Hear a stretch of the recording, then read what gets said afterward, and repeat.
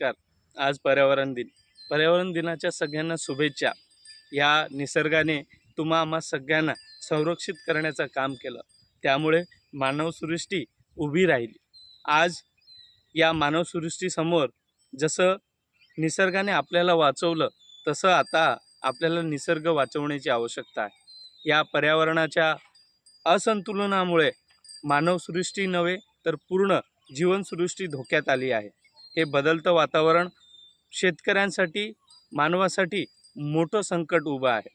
वेळेवर पाऊस न पडणे, अचानक मोठ्या प्रमाणात पाऊस पडणं, वादळं येणं, त्याचबरोबर अनेक आसमानी संकटं या पर्यावरणाची, बदलत्या वातावरणाची सगळ्यात मोठी उदाहरणं आहे. आपल्याला पर्यावरणाच्या या सगळ्यात विषयावर छत्रपती शिवाजी महाराजांनी त्यांच्या काळात केलेले उपदेश सगळ्यात महत्त्वाचे आहेत.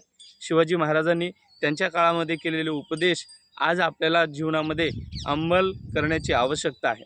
शिवाजी महाराजांनी त्यांच्या काळामध्ये प्रजेला केलेले उपदेश, पर्यावरणाच्या संरक्षणासाठी दिलेला मंत्र आज आपल्या जीवनामध्ये आणण्याची आवश्यकता आहे.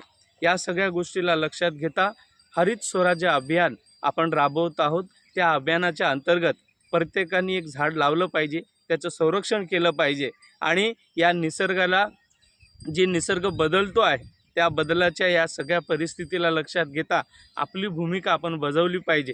प्लास्टिकचा कमी वापर केला पाहिजे. त्याचबरोबर या पर्यावरणाला वाचवण्यासाठी आपण सगळ्यांनी प्रयत्न केला पाहिजे. यासाठी अनुभव शिक्षा केंद्र धुळेद्वारे हरित स्वराज्य अभियान आपण राबवतो आहे.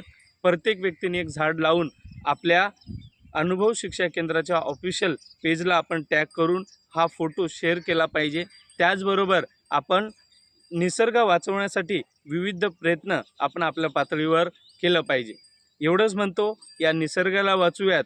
निसर्ग वाचला तर आपण वाचू, अन्यथा पुन्हा त्या बदलत्या वातावरणात आपणही बदलून जाऊ.